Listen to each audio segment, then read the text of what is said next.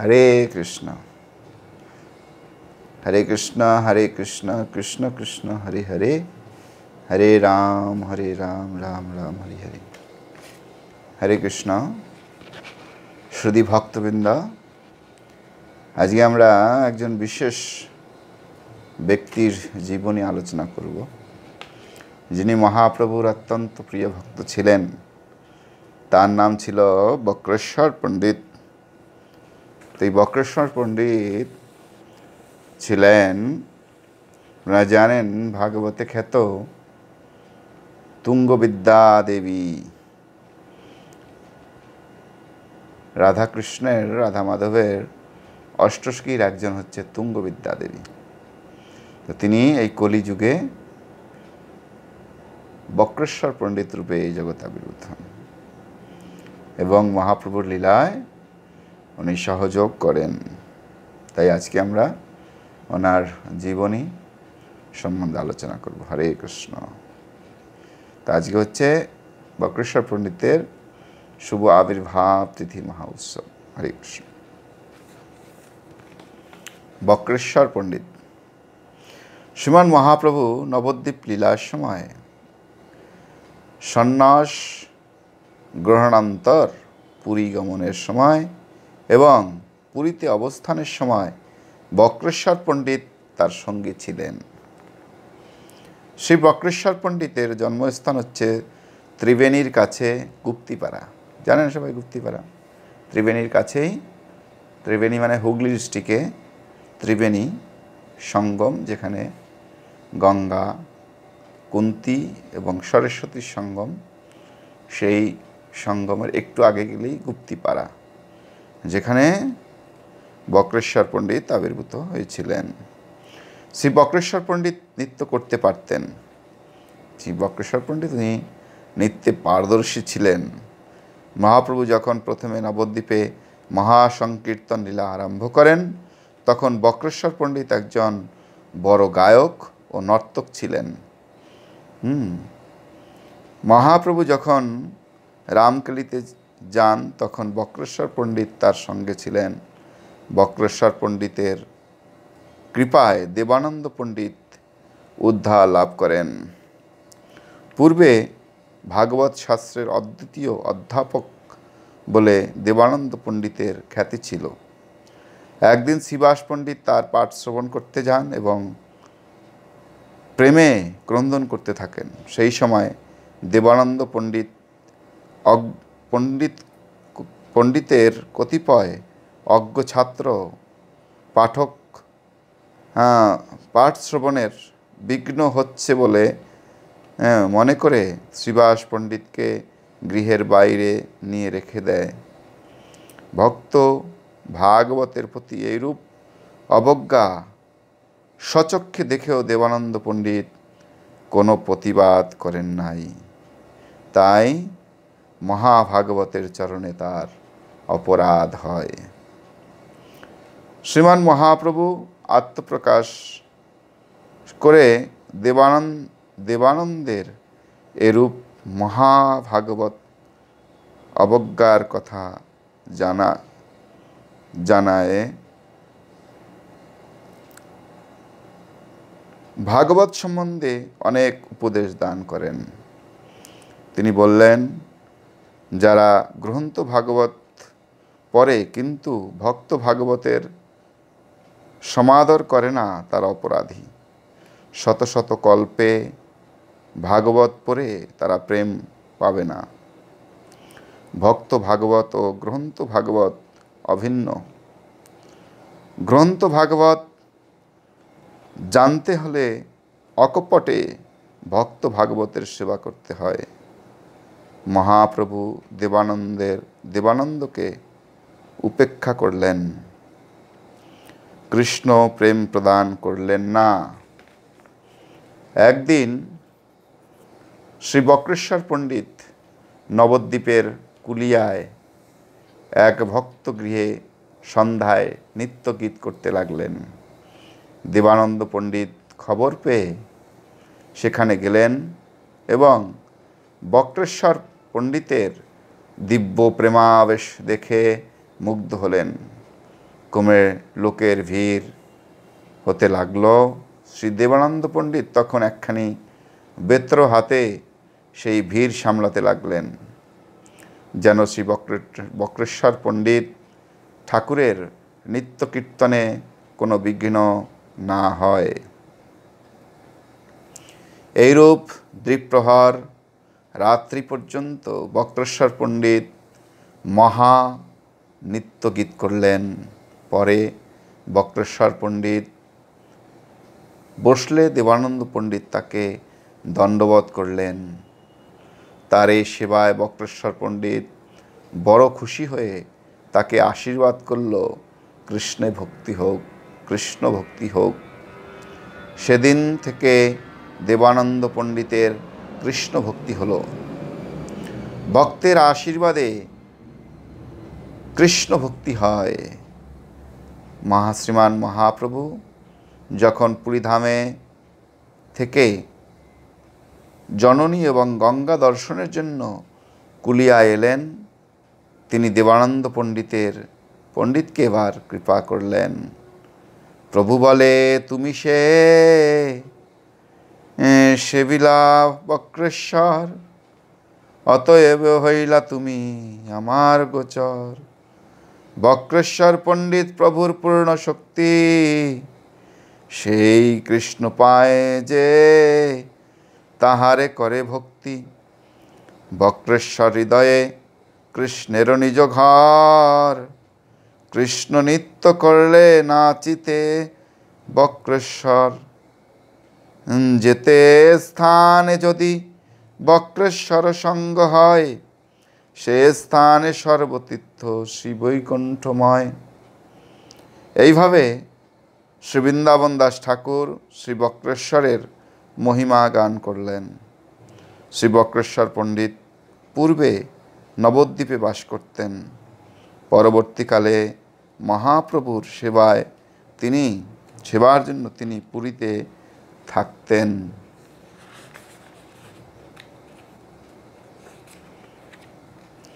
পরমানন্দ পুরিয়ার স্বরূপ দামোদর, গদাধর জগদানন্দ শঙ্কর বক্রেশ্বর।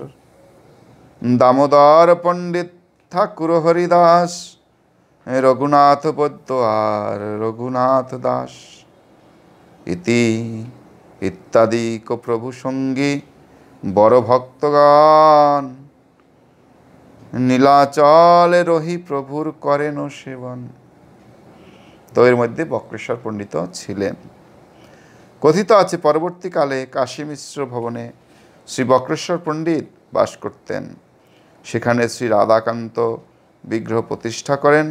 শ্রী বক্রেশ্বর পণ্ডিতের শিষ্য শ্রী গোপাল গুরু গোস্বামীর শিষ্য শ্রী ধ্যানচন্দ্র গোস্বামী ধ্যানচন্দ্র পদ্ধতি নামে যে গ্রন্থ লিখেছেন, তাতে আছে, যিনি পূর্বে ব্রজে নিত্যগীত বিশারদ তুঙ্গবিদ্যা গোপী ছিলেন, আধুনা তিনি বক্রেশ্বর পণ্ডিত নামে খ্যাত হন। আষাঢ়ী কৃষ্ণ পঞ্চমী তিথি শ্রী বক্রেশ্বর পণ্ডিত আবির্ভাবের দিন তিনি অপ্রকট লীলাবিলাস করেন। আষাঢ় শুক্ল ষষ্ঠীতে, মানে রথের মধ্যে। উৎকলের কবি শ্রী গোবিন্দদেব শ্রী বক্রেশ্বর পণ্ডিতের পরিবারভুক্ত। তিনি সপ্তদশ শতকের শেষ ভাগে শ্রী শ্রী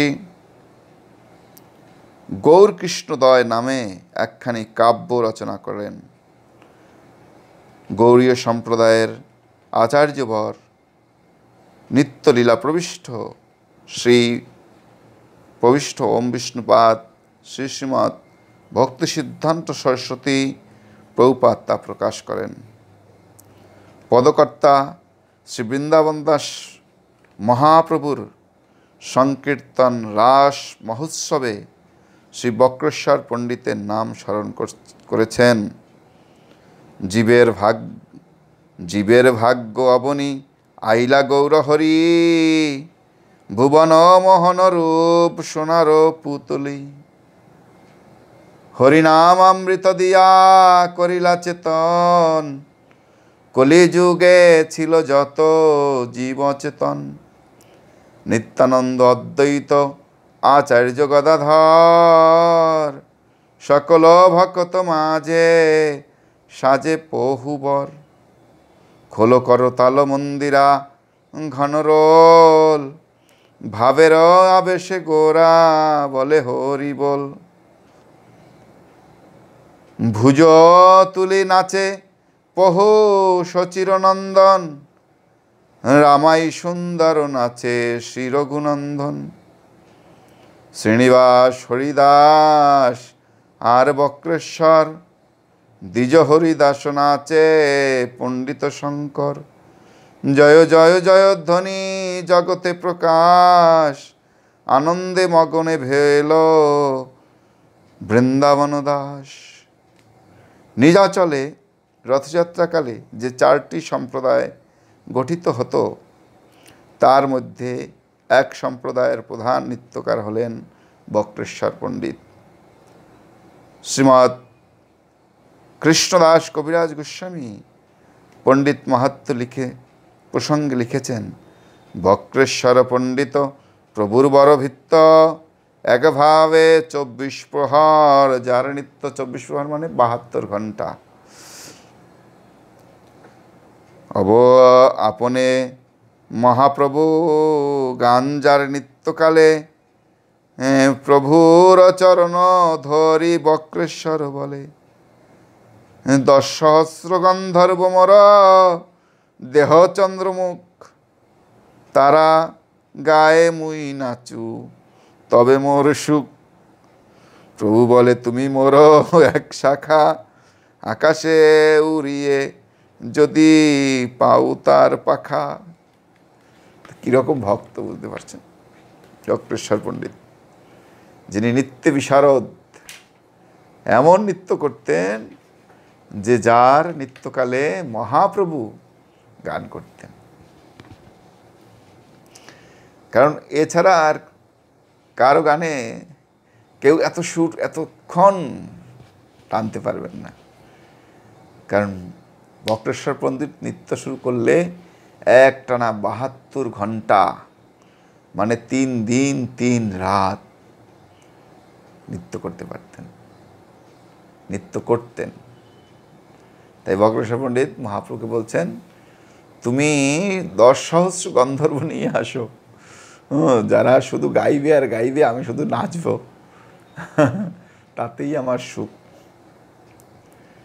এরকম নিত্য বিশারদ ভক্ত ছিলেন বক্রেশ্বর পণ্ডিত। সেজন্য মহাপ্রভু ভক্তরা সব অপ্রাকৃত। তাই আমাদের সবার উচিত মহাপ্রভুর এই ভক্তদের চরণে আশ্রয় গ্রহণ করা।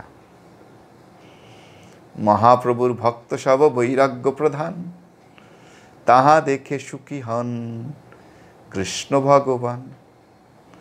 তো কি বৈরাগ্য মহাপ্রভুর ভক্তরা করেন? মহাপ্রভু ভক্তরা সবসময় 4টি লীলা, 4টি পাপ অর্জন করেন। সবসময় রাখবেন আপনারা। 4টি পাপ কি? সত্য কি? আমিষাহার, নেশা, অবৈধ সঙ্গ, দ্রুতক্রিয়া। আমিষাহার, নেশা, অবৈধ সঙ্গ, দ্রুতক্রিয়া। আর এটা ধর্মের শাস্ত্রে যে ধর্মের যে 4টি পা, এই 4টে পাপ কর্ম ধর্মের 4টি পাকে নষ্ট করে। তো যারা এই কর্মগুলো করেন, আমিষাহার করেন, মাছ মাংস খান, নেশা করেন, বিভিন্ন রকমের নেশা, চা পান বিড়ি সিগারেট গাঁজা ভাং আফিন কফিন এগুলো খায়, অবৈধ সঙ্গ, বিবাহ বহির্ভূত সম্পর্ক। তোমার শুধু কর্তব্য হচ্ছে তুমি বিবাহভুক্ত স্ত্রীর সঙ্গে থাকবে। বিবাহ বহির্ভূত যে সম্পর্ক সেটাকে বলে অবৈধ সঙ্গ। তো যারা অবৈধ সঙ্গের মধ্যে থাকে তারা কখনোই ধার্মিক নয়। আর যারা তাস পাশা জুয়া খেলে তারা কখনোই ধার্মিক নয়। তো এই 4টে পাপকর্ম ধর্মের 4টে স্তম্ভকে নষ্ট করে। সত্য, শৌচ, তপোদয়া। যারা তাস পাশা জুয়া খেলে তারা কখনো সত্য কথা বলে না। সেজন্য যারা তাস পাশা জুয়া খেলে তারা ধার্মিক নয়, তারা ধর্মের একটা পাকে ভঙ্গ করছে। শৌচ মানে শুচিতা। হ্যাঁ, যারা অবৈধ সঙ্গ করে তারা কখনো শুচিতা রাখতে পারে না। কারণ সে যখন সেই অবৈধ মানে স্ত্রী বা পুরুষের কথা চিন্তা করবে তখন তার জীবন, তার শরীরটা সবসময় অশুচি থাকবে। সেজন্য যারা অবৈধ সঙ্গ করে তারা কখনো শচী হয় না। তপস্যা, যারা নেশা করে তারা কখনো তপস্বী হতে পারে না। যারা মদ খায়, গাঁজা খায় বা হিরোইন খায় তারা কখনো একাদশীর ব্রত, কৃষ্ণের জন্মাষ্টমী ব্রত, নৃসিংহ চতুর্দশী ব্রত, মহাপ্রভুর জন্ম উৎসব ব্রত এগুলো পালন করতে পারে না। কখন খাবো সবসময় তাদের খিদে থাকে এবং কিছু না কিছু খেতে হয় তাকে। এবং যারা জীব হত্যা করে তারা কখনো, তাদের ভিতর কখনো দয়া থাকে না। যারা দেখবেন মাছ আমিষ আহার করে, মাংস খায়, বিভিন্ন রকম জীবকে হত্যা করে খায়, তাদের ভিতরে কোনো দয়া মায়া নেই। তো এই ধর্মের 4টি পা, 4টি স্তম্ভ নষ্ট করে। যে ধর্মই হোক আমি মানি। যারা এই 4টি নিয়ম পালন করবে বা 4টি পাকে করবে, ভগবানের আরাধনা করবে, তারাই হচ্ছে ধার্মিক। সে যে ভাষায় তারা ধর্ম করুক না কেন। সবাই মনে রাখবেন। তো সবাই ধার্মিক হন, অবশ্যই ধার্মিক হন এবং মহাপ্রভুর এই সমস্ত ভক্তদের কাছ থেকে শিক্ষা গ্রহণ করুন। হরে কৃষ্ণ। শ্রীমদ্ ভাগবত কি জয়, বক্রেশ্বর পণ্ডিত কি জয়।